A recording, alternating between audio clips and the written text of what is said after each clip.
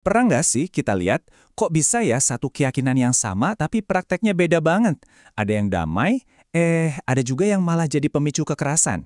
Nah, hari ini kita bakal kupas tuntas satu konsep kunci dalam Islam yang seringkali, salah dipahami, yaitu moderasi.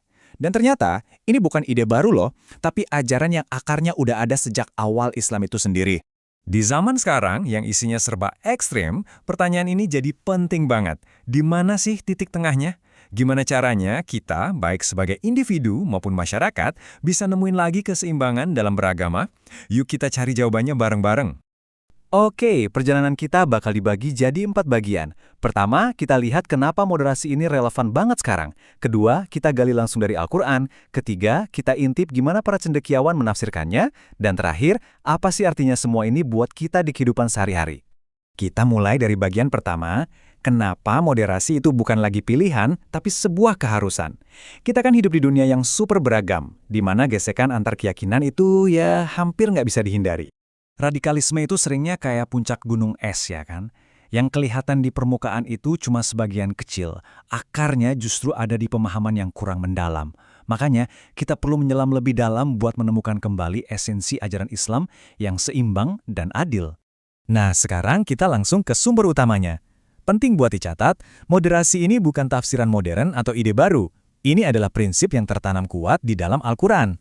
Kata kuncinya itu wasatiyah. Tapi jangan salah, ini bukan sekedar ya udah di tengah-tengah aja yang pasif. Sama sekali bukan. Akar katanya wasat itu justru berarti yang terbaik, yang paling adil, yang paling unggul. Jadi menjadi moderat dalam Islam itu artinya mengambil posisi yang paling optimal dan berprinsip. Dan ini dia fondasinya. Al-Quran secara eksplisit menyebut umat Islam sebagai ummatan wasaton, sebuah komunitas jalan tengah, komunitas yang adil, dan komunitas pilihan. Ini bukan cuma anjuran teman-teman, tapi sebuah identitas yang langsung diberikan oleh Tuhan. Prinsip wasatiyah ini nggak berdiri sendiri loh. Dia ditopang sama pilar-pilar lain dalam Al-Quran. Misalnya larangan untuk memaksa dalam beragama, atau perintah untuk saling kenal di tengah keragaman suku dan bangsa. Dan pengingat bahwa kita semua ini pada dasarnya berasal dari satu keluarga besar umat manusia. Oke, Al-Quran sudah jelas. Pertanyaannya, gimana prinsip abadi ini diterjemahkan di zaman modern? Nah, kita akan lihat sudut pandang dari 3 cendekiawan Islam terkemuka. Pembahasan ini bukan cuma obrolan warung kopi ya, ini adalah diskursus akademis yang sangat serius di dunia pemikiran Islam kontemporer. Ini menunjukkan betapa krusialnya topik moderasi ini dibahas secara mendalam.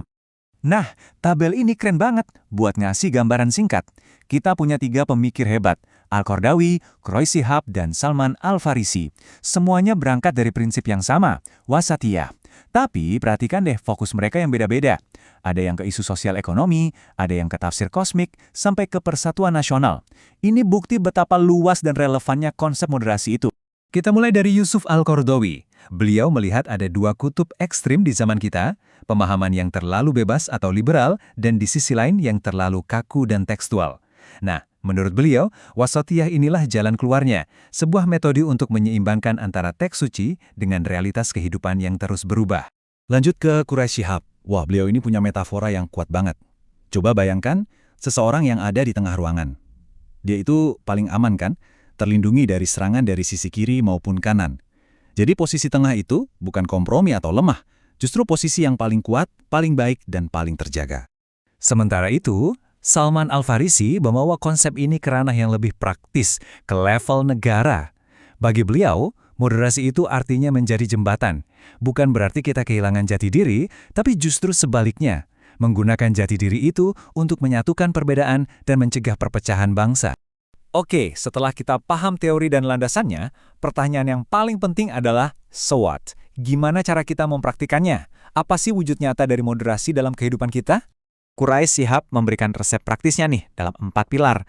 Ada adil, seimbang, toleran, dan tawasud atau mengambil jalan tengah. Coba perhatikan hubungannya, ini menarik banget. Keadilan itu baru bisa tercapai kalau ada keseimbangan. Buahnya adalah toleransi, dan jalannya adalah dengan mengambil sikap tawasud. Keren kan? Kalau mau kita saring lagi, semua ini mengerucut pada 3 tujuan utama. Pertama, menjadi penengah saat ada perbedaan. Kedua, melawan bibit-bibit radikalisme. Dan ketiga, membentengi diri kita dari fanatisme yang buta. Inilah 3 fungsi vital moderasi untuk menjaga masyarakat tetap utuh dan harmonis. Dan pada akhirnya, semua pemikiran ini bertemu di satu titik yang sama. Moderasi itu bukan berarti iman kita jadi lemah atau abu-abu. Justru sebaliknya, ini adalah tentang mempraktikkan esensi terdalam dari agama, yaitu menegakkan nilai-nilai kemanusiaan dan mewujudkan Islam sebagai rahmatan lil alamin, rahmat bagi seluruh alam semesta. Dan kita tutup sesi kali ini dengan sebuah pertanyaan untuk kita renungkan bersama. Di tengah dunia yang serba kompleks ini, seperti apa sih wujud nyata jalan tengah dalam pekerjaan kita, di keluarga kita, dan dalam interaksi kita dengan orang lain setiap harinya? Terima kasih sudah menyimak.